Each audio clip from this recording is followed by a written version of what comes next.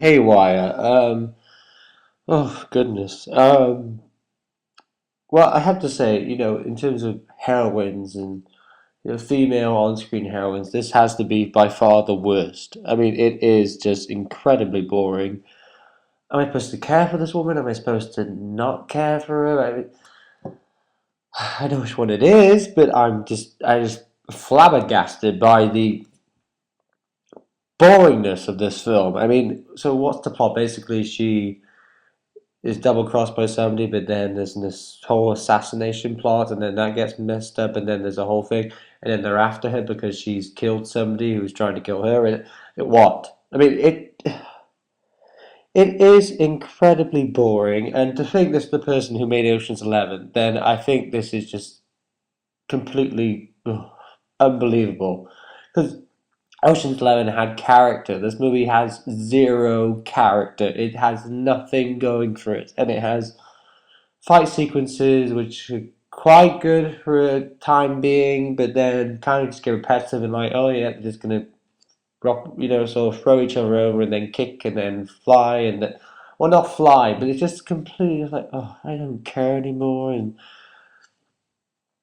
I'll only say if a film's bad if I think it's bad, and this film just was completely just like what's the point? And it's on for like an hour and a half, and like what's the point? Like they made this little film that had nothing to say about. Oh yeah, well, your female heroines on screen have so much to say. This says nothing.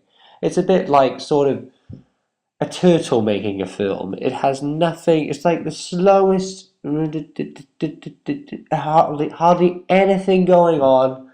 Boreness of just going along and just what and how, who, I don't care. And all the female heroines that I love, like the bride in Kill Bill, Celine in Underworld, Sarah Connor in Terminator 2. They had character, and there was good action sequences, and you felt for them, and you wanted them to win. This woman, she's just an emotionless, stupid idiot who, for some reason, is being chased. And I say she's an idiot because I have just nothing to feel for her. And like when you don't like something or you don't like someone, you feel like they're an idiot. You don't care for them. I don't care for this woman. I don't care what's going on. I don't care if it's going to resolve. I don't care. And for a film to work, you have to care. I really didn't care for this film at all, and it's a shame because you want to care and you want to enjoy yourself. You want to have a good time, but I can't. And it's that thing of, oh well, if you like sort of heroines on screen, then you'll have fun probably. But no, you'll just get bored. And I just felt so bored watching this movie. And all the great things about Underworld and Kill Bill and Sarah Connor in Terminator 2 and all that.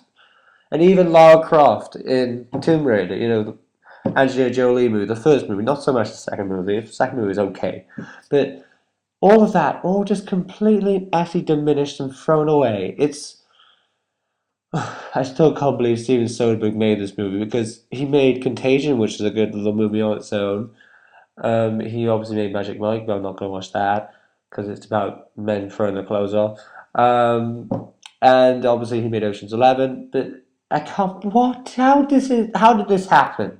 I mean, it is basically like some idiot writing a script and then sort of throwing it out and like, oh yeah, make this crap. I mean, it's just unbelievably crap. I mean, if there was another word for crap to describe this movie, I would say it right now, but I can't. And I just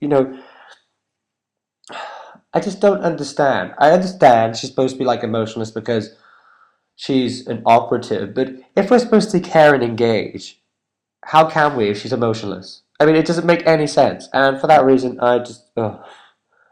out of 10. This movie was really boring.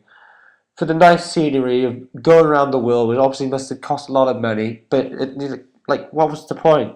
That's the kind of effect it had at the end. And some quite good fight scenes, but it's incredibly boring and stupid and makes no sense and is dumb.